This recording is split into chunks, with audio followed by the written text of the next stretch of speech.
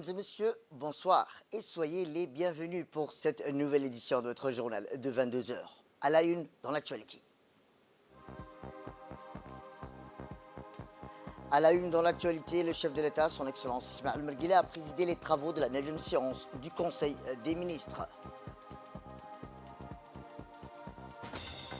Et enfin, dans l'actualité internationale, mandat d'arrêt contre Benjamin Netanyahou et son ministre de la Défense.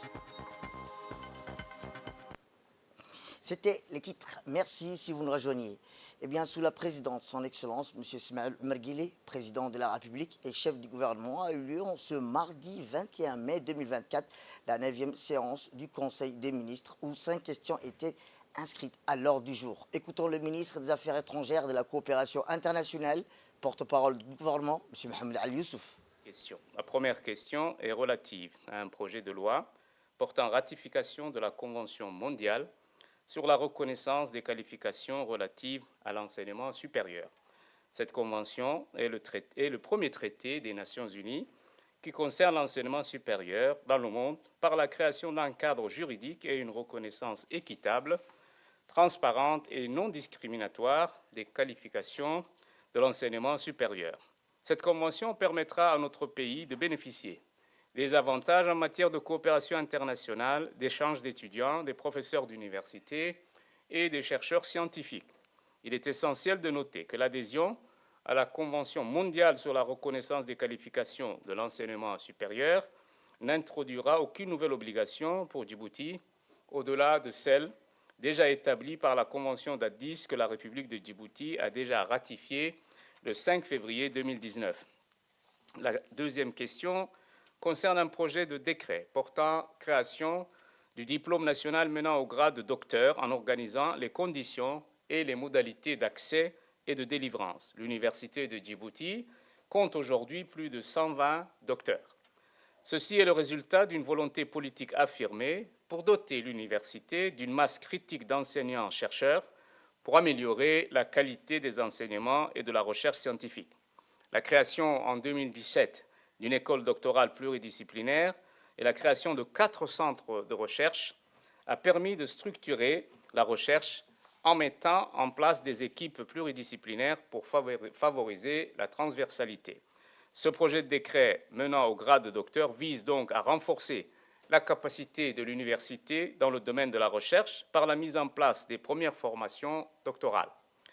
Après les grades menant aux licences et aux masters, l'objectif est de compléter l'offre de formation en doctorat pour permettre à l'Université de Djibouti d'offrir aux étudiants titulaires de master la possibilité d'entamer des formations doctorales dans leur pays. La délivrance de diplômes de 3e cycle permettra de renforcer la dimension régionale et internationale de l'Université de Djibouti en offrant des formations doctorales spécialisées de haut niveau et des sujets de thèse en lien avec les problématiques nationales et régionales comme l'environnement, l'énergie, le transport, la logistique, etc. La troisième question concerne un projet de loi portant adoption de la stratégie nationale de la protection sociale non contributive pour le renforcement du capital humain 2023-2027 de notre pays. La stratégie nationale de protection sociale non contributive pour le renforcement du capital humain de Djibouti reflète les priorités du ministère des Affaires sociales et de la solidarité en matière de protection sociale pour les 5 prochaines années.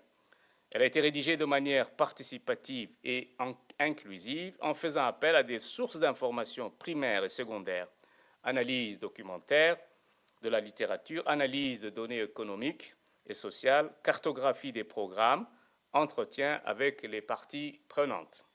Cette stratégie inscrite dans la vision Djibouti 2035 cherche à consolider la position de notre pays en matière économique et commerciale en donnant la priorité à la croissance et au développement du capital humain.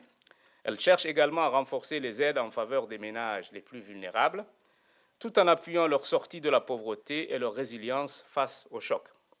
La stratégie 2023-2027 s'articule donc autour de 4 axes thématiques qui s'adressent à l'ensemble de la population djiboutienne ayant pour objectif la sortie de la pauvreté et la lutte contre l'exclusion sociale et la marginalisation, ceci tout en contribuant aux politiques redistributives de l'État djiboutien.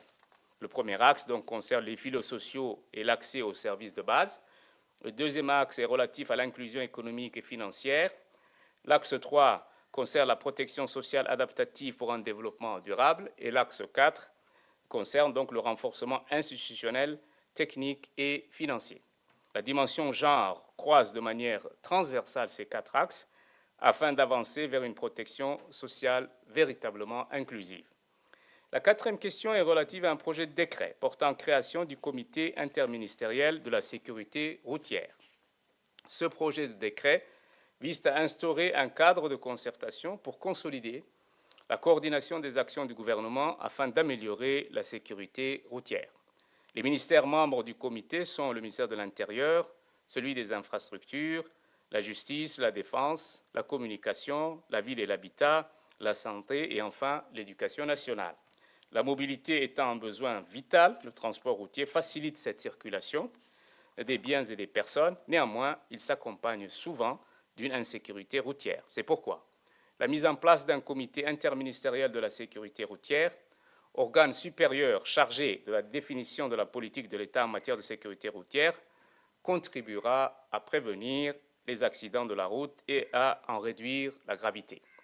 La cinquième question est relative à un projet de décret portant nomination au ministère du Commerce. M. Abdi Farah Bayat, administrateur civil, est nommé directeur du commerce intérieur et de la protection du consommateur. M. Omar Darar Moussa, technicien supérieur, est nommé directeur du commerce extérieur et de l'intégration régionale. M. Mohamed Moussa Sougué est nommé directeur de la formalisation. M. Ahmed Hiba est nommé directeur de l'unité de gestion du projet. Et M. Ismail Hassan Toukale est nommé directeur des études et de la planification ainsi que des statistiques. Autre actualité dans ce 22 heures, c'est aussi l'Assemblée nationale qui a accueilli les élèves de CM2 de l'école de la Nativité, accompagnés de leurs enseignants et quelques parents pour une visite éducative enrichissante. Au cours de cette journée, les élèves et leurs enseignants ont eu l'immense privilège de rencontrer le président de l'Assemblée nationale, M. Dileta Mohamed Dileta, ainsi que les honorables parlementaires Bassouma Hassan et Abdallah Ibrahim, qui ont partagé leur temps pour échanger avec les élèves et transmettre leurs réflexions sur le rôle et les responsabilités des députés. Le secrétaire général de l'Assemblée nationale, M. Ismaël Gouled, il est au cadre du département Parlement, y compris le directeur de la procédure législative de l'Assemblée nationale, la directrice de l'expertise juridique et économique et le directeur de la documentation et archives et informatique qui ont participé à une séance interactive des questions-réponses. Celle-ci faisait suite à une présentation sur le fonctionnement de l'organe législatif et sur les missions principales des députés. Cette visite guidée a été fortement appréciée par les élèves et leurs enseignants qui ont exprimé leurs remerciements envers le président de l'Assemblée nationale, M. Dileta Mohamed Dileta, pour sa disponibilité et l'accueil chaleureux qu'ils ont reçu.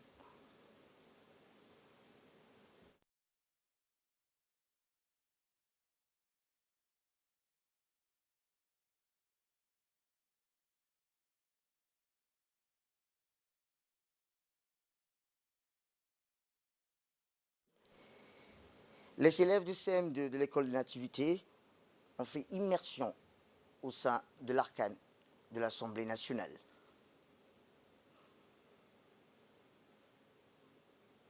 Direction le sud du pays où la région d'Ali Sebi a célébré un moment historique avec la cérémonie de la pose de la première pierre du centre de développement communautaire du CDC de Ali Adé. Cette cérémonie qui symbolise le début d'une nouvelle ère de développement et d'opportunités pour la communauté de la localité d'Ali Adé a été honorée par la présence de Dr Hibo Moumin Assoui, la ministre de la Jeunesse et de la Culture, accompagnée par une forte délégation de son département, par les autorités de la région, à savoir le préfet de la région d'Ali Sebi, Abdoumalik Mohamed Banoïta, la chef d'unité de développement social de l'IGAD, Victoria Anib, les honorables députés de la région, les élus régionaux et toutes les composantes de la communauté d'Al Adé. La construction de ce centre est une réponse directe aux doléances exprimées par la communauté de Al Adé auprès du président de la République, son Excellence Ismaël Merguele, en 2020. Ces projets témoignent de l'engagement du gouvernement à écouter et à répondre aux préoccupations de ses citoyens, en particulier celles des jeunes, en leur offrant des infrastructures modernes et adaptées à leurs besoins. Eh bien, le CDC de Ali Adé, qui sera le plus grand centre de développement communautaire de la République de Djibouti, couvrira une superficie impressionnante de 2600 mètres carrés et sera un centre multifonctionnel dédié à la formation, à la culture et au sport, offrant ainsi un espace propice à l'épanouissement, aux industries culturelles et créatives et au développement des compétences de la jeunesse locale. Ces centres répondra aux besoins exprimés par la communauté et contribuera à renforcer la cohésion sociale et le dynamisme économique de la région. La ministre de la Jeunesse et de la Culture a également remercié les autorités locales et la population d'Ali Adé pour leur engagement et leur participation active à ce projet ambitieux.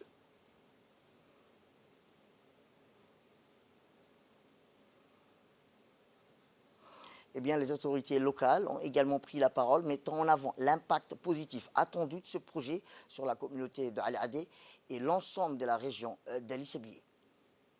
C'est un plaisir pour moi d'être aujourd'hui, d'assister à cette cérémonie qui est la pose de pierre pour le lancement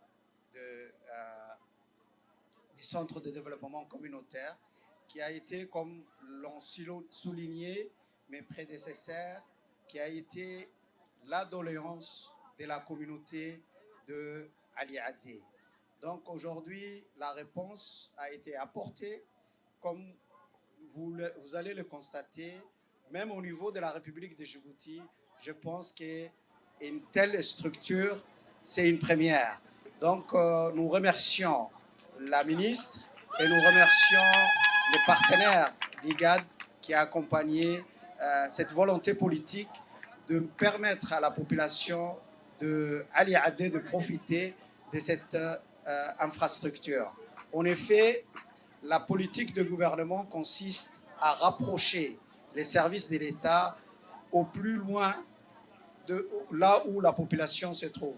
Donc, c'est une chance pour nous et nous la saisissons à bras ouverts, Madame la Ministre. J'en suis persuadé que durant le processus de construction, la mise en place que nous avons mis entre le constructeur, entre la sous-préfecture, la région a la chance d'avoir un consultant national, mais qui est d'origine d'Ali Sabié, qui certainement va veiller, va porter beaucoup plus d'attention pour que les respects de normes qui ont été érigés dans le contrat soient respectés.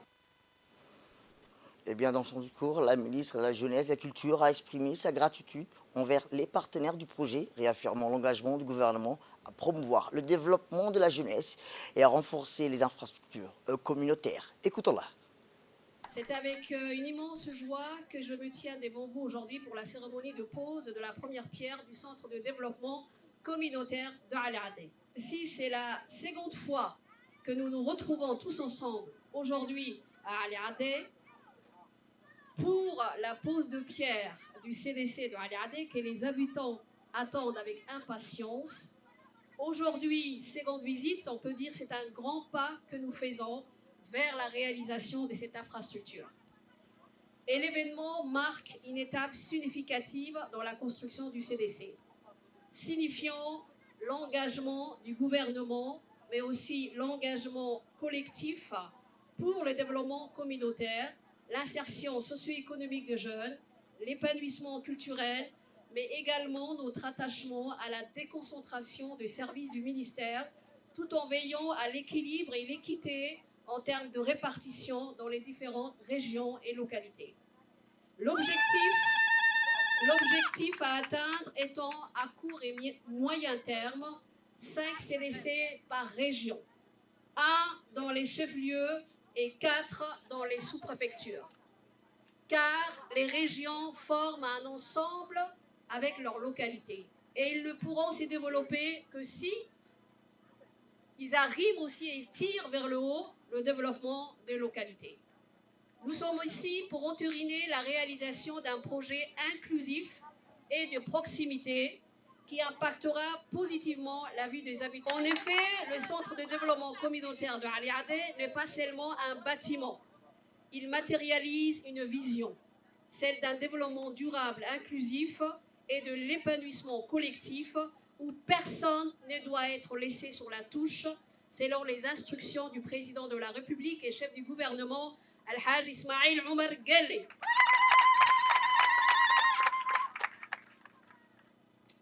Ces centres sera une plateforme d'échange, de rencontres, de concertation, de formation et de créativité.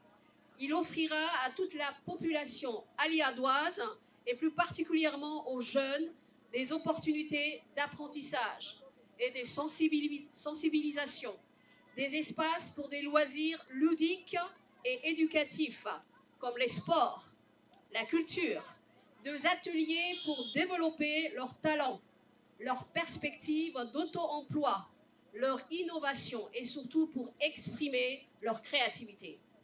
En investissant dans l'avenir de jeunes, composante majoritaire de la population djiboutienne, nous investissons dans le présent et l'avenir de toute notre nation. Chers habitants d'Al-Adé, votre engagement et votre dévouement sont aussi la clé du succès de la finalisation de cette plateforme et de son utilité pour tous. Sport à présent, où le secrétaire d'État chargé des sports, M. Hassan Mohamed Kamil, a reçu ce matin M. Abdelkarim Kabouri, un jeune Ivoirien qui a entrepris un périple extraordinaire à travers 44 pays africains à vélo en l'espace de 2 ans. Abdelkarim Kabouri, animé par un profond désir de promouvoir la paix et la solidarité, a débuté son incroyable aventure le 15 avril 2022 au Maroc. Depuis lors, il ne cesse de porter un message d'unité et de fraternité à chaque étape de son parcours. Et bien, lors de cette rencontre, le ministre Hassan Mohamed Kamil a chaleureusement félicité Abdelkarim pour son courage remarquable et son initiative inspirante. Il a souligné l'importance de son voyage, saluant l'esprit de résilience et de détermination qui caractérise le jeune voyageur.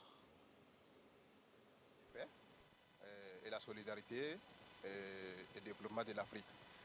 Actuellement, je suis à Djibouti. Djibouti me fait 44 pays déjà visités en Afrique. J'ai commencé au Maroc, cet parcours au Maroc, le 15 avril 2022. Kenya, Éthiopie, Somalie, Djibouti. Actuellement, je suis à Djibouti. Ce sont des visas. Au niveau des visas, c'est pas facile. Il y a des pays pour gagner des visas, pour continuer, c'est pas facile. Ça peut me prendre 1 mois. Et souvent, c'est 4 semaines, 3 semaines pour avoir des visas. Donc, c'est ça, c'est très, très difficile. À l'ambassade de la paix pour l'Afrique, toute l'Afrique. Après, ici, à Djibouti, je dois continuer mon parcours. Ça reste 9 pays.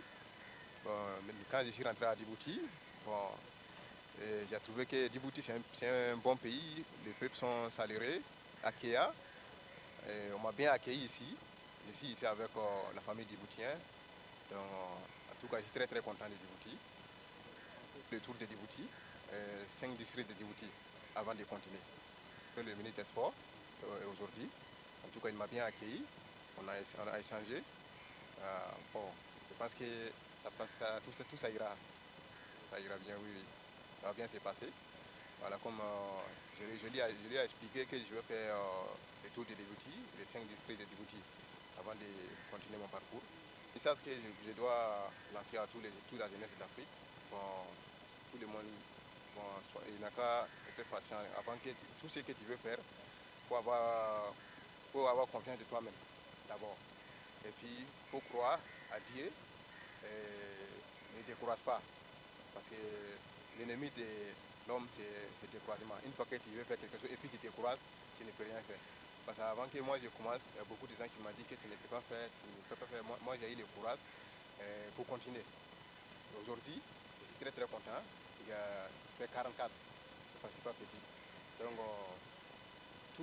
la jeunesse d'Afrique, ils n'ont qu'à avoir courage pour combattre avec difficulté. Voilà. Eh bien, le directeur de région a exprimé son souhait plutôt de voir Abdelkarim Kabouri achever son périple avec succès. Écoutons-le. Qui a entamé un parcours inédit afin de véhiculer des messages de paix et de préservation d'environnement dans les pays africains. Monsieur Karim a entamé son départ depuis 2 années, depuis les pays du Maroc. Et aujourd'hui, il se retrouve ici chez nous à Djibouti. Et je souhaite la bienvenue à monsieur Karim. Vous êtes ici à Djibouti, chez vous. Je pense que vous allez continuer à entamer votre parcours sur un vélo. Vous avez passé 44 pays. C'est ce qui est très courageux. On ne peut que vous encourager en ce sens. Et Djibouti est reconnu comme un havre de paix, un pays vraiment qui est au centre des conflits régionaux et qui est là où on trouve vraiment tout ce qui est désireux. Et au nom du secrétaire d'État chargé des sports, je tiens encore à vous encourager dans ce domaine et que vous allez entamer votre parcours dans les régions de l'intérieur. Nous vous souhaitons bonne chance et nous vous accompagnons dans toutes vos activités. Le secrétaire d'État chargé des sports nous a donné des instructions afin de vous accompagner et d'entamer vos séjours à Djibouti avec tout ce qu'on peut. Et je tiens aussi à vous informer que le message de paix, c'est un message très important. Voyons ce qui se passe aujourd'hui dans le monde entier. Nous, tant que des pays africains, nous encourageons tout ce qui est le message de paix. Djibouti fait partie des pays qui soutient ce message de paix. Et M. Karim, je tiens encore à vous saluer et courage pour le reste de vos séjours à Djibouti et entamer vos parcours jusqu'à... Je vous emmène en Terre Sainte, où les pèlerins djiboutiens continuent d'arriver à Médine pour accomplir le Hajj. Cette année, les pèlerins arrivent par vol direct à Médine. À cette occasion, les pèlerins ont visité plutôt la mosquée du prophète, le mont Hud, les tombées des compagnons et la mosquée Quba, la première mosquée fondée dans l'islam située à quelques kilomètres de Médine. Eh bien, ces visites se déroulent sous la supervision des membres de la mission du Hajj, du ministère du Waqf, qui éduquent les pèlerins. Ces visites sont considérées comme des rituels complémentaires après et pendant le Hajj, recommandés par le prophète. Que Dieu le bénisse et lui accorde la paix. Eh bien, le ministère des Biens Waqf et des Affaires islamiques indique que le nombre des pèlerins enregistrés cette année est de 1400 pèlerins djiboutiens. Après avoir terminé leur visite des lieux saints de Médine, les pèlerins se rendront directement à la Mecque, leur résidence permanente, pour accomplir la Umrah et attendre que la date du Hajj arrive, le 8e jour du Dhul al-Hijra, lorsque tous les pèlerins du monde déménagent pour passer la nuit à Mina et à Arafat, le jour principal du Hajj.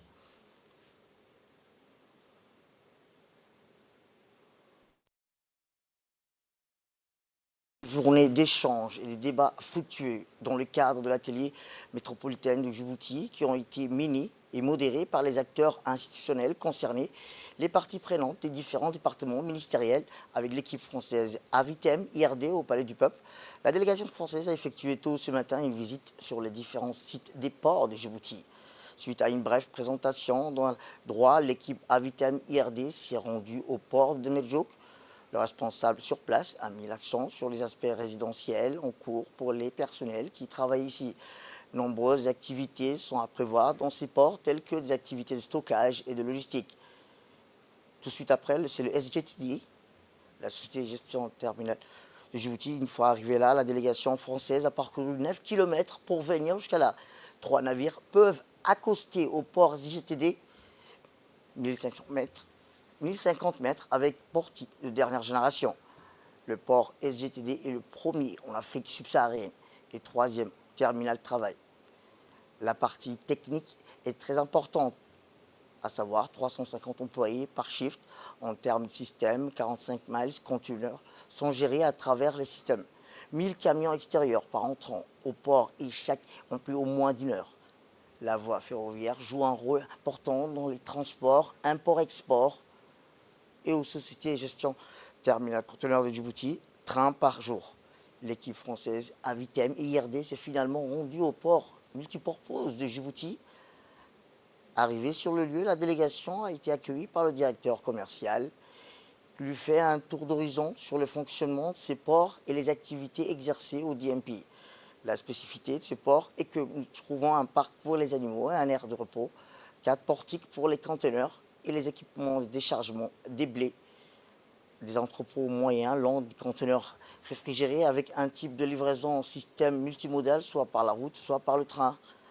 L'objectif de viser de traiter avec les responsables des ports la question ville-port et surtout comment le boom des infrastructures portuaires peut engendrer une dynamique économique et urbaine du territoire de la ville de Djibouti. Les terrains et les travaux ont été axés sur l'aspect particulier des rapports entre la ville de Djibouti et le port. L'équipe a mené constater combien les ports de Djibouti revêtent une capitale dans la création d'espaces à travers des démarches suggérant et orientant l'organisation de l'aménagement du territoire. Il y a eu de connaître que la modernisation des solutions maritimes, portuaires, logistiques féconde les territoires et accompagne une croissance inclusive de par la conteneurisation des bassins en eaux profondes. Les ports comme des logistiques hautement contribuent énormément à la dynamique socio-économique du pays. Direction le nord du pays où le lancement officiel de l'enrôlement biométrique des personnes en situation de handicap résidant dans les régions du nord, dans les sous-localités, a eu lieu ce matin à Obok, marquant une étape importante dans l'amélioration de l'accès aux services sociaux pour cette population. La cérémonie s'est déroulée au conseil régional d'Obok, où des postes d'enrôlement biométrique ont été installés. L'événement a été présidé par le directeur général de l'Agence nationale des personnes handicapées, M.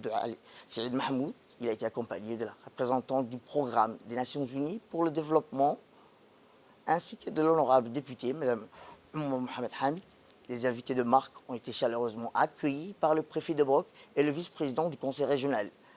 L'initiative d'enrôlement biométrique vise à améliorer l'identification et la prise en charge des personnes handicapées, facilitant ainsi leur accès aux services sociaux et à diverses formes d'assistance. Cet enrôlement permettra de collecter des données précises, fiables, essentielles pour une meilleure planification et allocation des ressources. Après la cérémonie d'ouverture, les dignitaires ont visité les postes d'enrôlement biométrique installés au sein du conseil régional. Ces postes ont équipé des technologies de pointe nécessaires pour enregistrer les données biométriques des personnes handicapées de manière sécurisée et efficace. Du président de la République, l'évolution positive de la situation en général des personnes avec besoins spéciaux depuis l'arrivée au pouvoir du président de la République, on est la preuve indéniable. Les engagements pris dans ce sens sont nombreux et d'une ampleur vraiment considérable, sans précédent. Les personnes en situation, et tout ceci vraiment montre que le regard que la société porte sur le handicap a véritablement changé. Et je félicite encore le président de la République, le directeur général de la MPH, pour tout ce qu'ils apportent aux personnes en situation de handicap à Obok et dans toute la République de Djibouti. Eh bien, l'enrôlement biométrique des personnes handicapées est une avancée significative vers une société plus inclusive et équitable. Écoutons la représentante du PNUD. Je voudrais féliciter l'ANPH, le directeur de l'ANPH et toutes les autorités de prendre le temps de venir dans les régions pour ne laisser personne de côté et dans les localités les plus reculées. Je pense que c'est à ça aussi cette opération obéit et nous sommes heureux de pouvoir participer en tant que partenaire à cette action. Je pense que depuis plusieurs années, nous accompagnons les activités de l'ANPH depuis l'étude des besoins, la stratégie nationale qui a été mise en place, le plan d'action.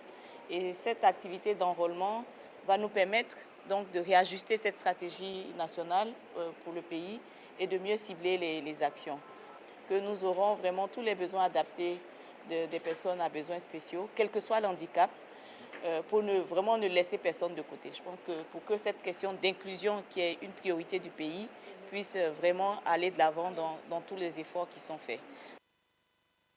Eh bien, le directeur général de l'Agence nationale des personnes handicapées, M. Saïd Mahmoud, a indiqué que ce n'est pas la première fois qu'on vient à Obok, mais la troisième fois qu'on procède à une vaste opération d'enrôlement biométrique destinée aux personnes à besoins spéciaux. Et à chaque fois que nous procédons à l'enregistrement biométrique, on dénombre plus de 400 personnes à besoins spéciaux dans la région d'Obok. Cette action nous facilitera l'intégration socio-économique et le suivi de la situation de chaque personne handicapée. Pour cela, on se rendra dans les sous-localités de la région d'Obok pour les opérations d'enrôlement biométrique. Ces opérations nous permettra aussi, en tant qu'agence en charge des personnes handicapées, de savoir le nombre des citoyens vivant avec un handicap. À cet effet, je remercie le ministère de la Santé pour leur collaboration dans cette opération d'enrôlement biométrique des personnes handicapées. Autre cérémonie, cette fois-ci, c'est la cérémonie d'inauguration du Centre d'information et d'orientation des réfugiés au sein de l'ONARS à PK13. Eh bien, c'est au siège de l'ONARS à PK13 qui a été organisée une cérémonie officielle d'inauguration d'un centre d'orientation des réfugiés construit gracieusement par l'IGAD avec le concours financier de la République fédérale d'Allemagne. Cette cérémonie officielle s'est tenue en présence du conseiller du ministre de l'Intérieur, le colonel Yahya Mohamed, représentant du ministre de l'Intérieur, M. Saïd Hassan, en mission à l'extérieur du pays, et du secrétaire exécutif par intérim de l'ONARS, Mohamed Ali Kamil, de l'ambassadrice de la République fédérale d'Allemagne, Dr. Hedge Fuller, et de la directrice de la division santé et développement social de l'IGAD, Mme Fathia Aboubakar Alouane, et enfin du secrétaire exécutif adjoint par intérim de l'ONARS, Hussein El-Shadi. Et dans l'actualité internationale, je vous dis dans le titre, le gouvernement sud-africain est l'un des principaux défenseurs de la cause palestinienne. Il avait notamment porté plainte contre Israël. Et c'est ainsi que le procureur général de la CPI, M. Karim Khan, qui a déclaré qu'il existait des motifs raisonnables de croire que Benjamin Netanyahou et son ministre de la Défense, Yoav Gallant, étaient pénalement responsables des crimes de guerre, des crimes contre l'humanité qui auraient été commis à Gaza. Mais la Cour étudie également la possibilité de délivrer des mandats d'arrêt à l'encontre des 3 hauts responsables de la résistance du Hamas pour des chefs d'accusation similaires. Eh bien, le Premier ministre israélien, Benjamin Netanyahou, a réagi avec colère à l'annonce par la Cour pénale internationale d'un mandat d'arrêt à son encontre. En tant que Premier ministre d'Israël, je rejette avec dégoût la comparaison faite par le procureur de l'arrêt entre Israël démocratique. Il s'agit là d'une distorsion complète, a-t-il rappelé. Dans une déclaration écrite, le président américain Joe Biden a qualifié cette décision de scandaleuse et a déclaré qu'il n'y avait pas d'équivalence entre Israël et la résistance du Hamas. C'est tout pour cette édition. Merci à vous de nous avoir suivis. Restez avec nous pour la suite de nos programmes télévisés.